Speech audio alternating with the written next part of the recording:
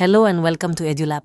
In this quick tutorial, we'll show you a simple and effective way to separate date and time from a single column into multiple columns in Microsoft Excel. As you can see here, we have a column named Date and Time, where both the date and time are combined.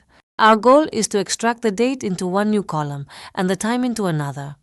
So, to get just the date, we can use the int function. Type hint e, then select the cell containing your combined date and time, and close the parentheses. Press enter. You might see a number or a different format, but don't worry.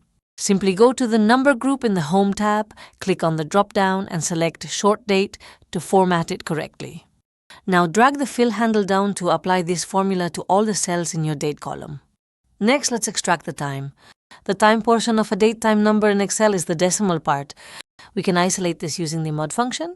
In the time column, type commod, select the cell with your original combined date and time, then type .1 and press enter. The .1 tells Excel to divide by 1 and return only the remainder, which will be our time value. Just like with the date, you'll need to format this column. Go back to the number group, click the drop-down and choose time. This will display your extracted time in a clear format. Once done, drag the fill handle down to apply the formula to all cells in the time column. And there you have it.